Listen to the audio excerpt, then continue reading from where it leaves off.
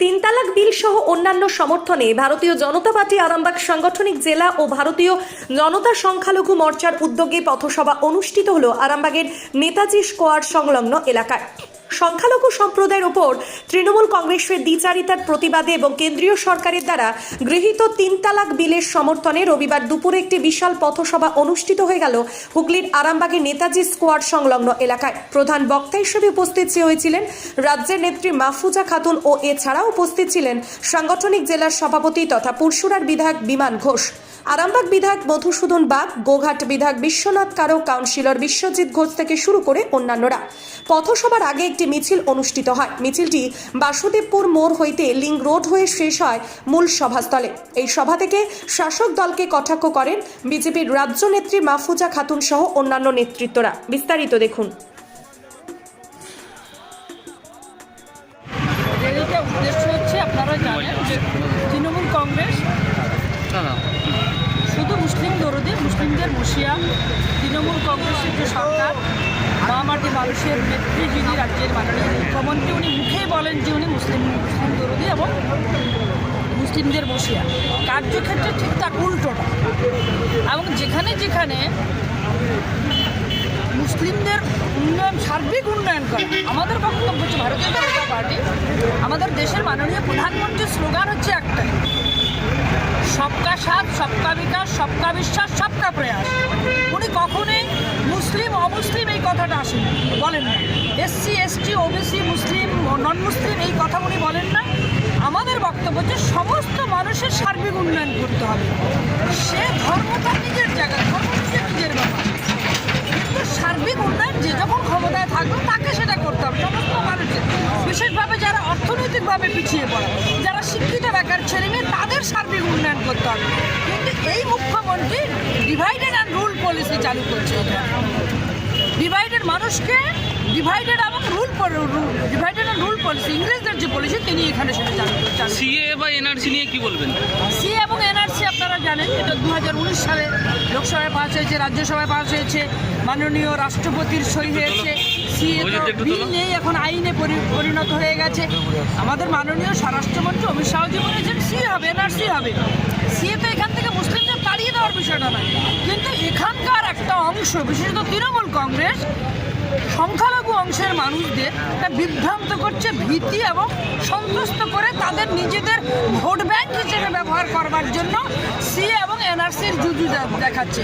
আপনারা দেখুন যে 2014 সালে মোদিজি ক্ষমতায় এসেছিলেন, 2019 সালে সেকেন্ড টাইম আসলেন তিনি।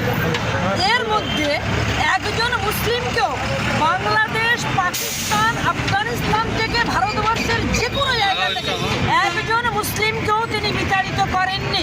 পাকিস্তানে যেতে হয়নি, আফগানিস্তানে যেতে হয়নি এবং বাংলাদেশে যেতে হয়নি। অথচ রাজ্যের মুখ্যমন্ত্রী সংখ্যালঘুদের, বিশেষত মুসলিমদেরকে তিনি ভোট ব্যাংক হিসেবে ব্যবহার করেন। ভারতীয় জনতা পার্টির বক্তব্য হচ্ছে এবং ভারতীয় জনতা পার্টির নীতি আদর্শ হচ্ছে, আমরা ভোটারকে ভোটার হিসেবে ট্রিটমেন্ট করি, কখনোই তাদের ভোট ব্যাংক হিসেবে নয়। এবং তারা ভারতীয় নাগরিক এবং তারা হচ্ছে আমাদের ভারতবর্ষের জনগোষ্ঠী। 2024-এর লোকসভা ভোট কিভাবে আগাবেন আপনারা? 2024-এর লোকসভা ভোট আপনারা জানেন যে আমাদের স্লোগান নির্ধারিত হয়ে গেছে যে আপকি বার ইস বার 400 পার। 2019 সালে এই রাজ্যের মুখ্যমন্ত্রী 24টা দলকে নিয়ে এসে ব্রিগেডে মিটিং করে হাতে হাতে হাত ধরে দাঁড়িয়ে বলেছিল 2019 বিধানসভার ভোটের আগে 2019 সালের 19শে জানুয়ারি ব্রিগেডের ময়দানে দাঁড়িয়ে রাজ্যের মাননীয় মুখ্যমন্ত্রী বলেছিলেন যে 2019 বিজেপি পুনিশ। সেই সময় তিনি স্লোগান দিয়েছিলেন, কিন্তু মানুষ সেটা তার উল্টো করে দেখিয়েছে। 2014 সালে যত সাংসদ ছিল 303খানা সাংসদ নিয়ে ওভার মেজরিটি নিয়ে মোদিজি আবার দ্বিতীয়বারের জন্য প্রধানমন্ত্রীর আসনে বসেছিলেন। এবারও 2024 সালে ইস বার আপকি বার 400 পার, 400-র বেশি সাংসদ নিয়ে, এমপি নিয়ে তৃতীয়বারের জন্য আমাদের দেশের মাননীয় প্রধানমন্ত্রী যিনি আছেন তিনি আবার প্রধানমন্ত্রী হবেন। এবং এই আরামবাগ লোকসভা এখানে পদ্মফুল ফুটবে।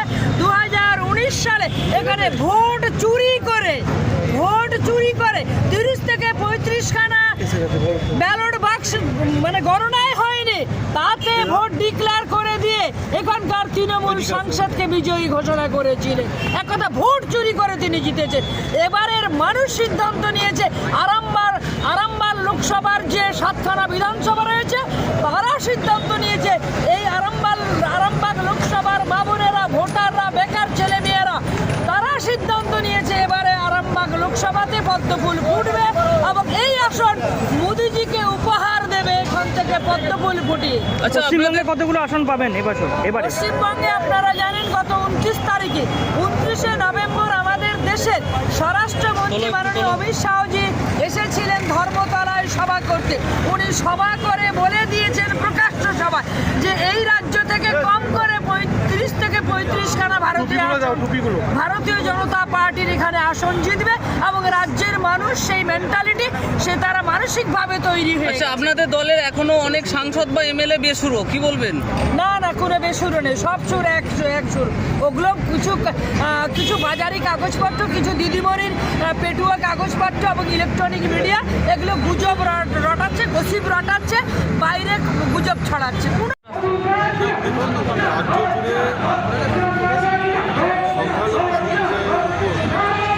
এই সরকার তৃণমূল যেভাবে বিচারিতা করছে তারই প্রতিবাদে আরামবাগ সাংগঠনিক জেলা সংখ্যালঘু মোর্চার আমাদের আরামবাগ শহরে একটা প্রতিবাদ মিছিল সঙ্গে 3 তালাক বিলের সমর্থনে একটা প্রতিবাদ মিছিল অনুষ্ঠিত হচ্ছে। এক্ষুনি শুরু হবে মিছিলে উপস্থিত থাকবেন আমাদেরই এখানকার 2জন বিধায়ক আছেন, বিশ্বনাথ কারক, মধুসূদন বাগ।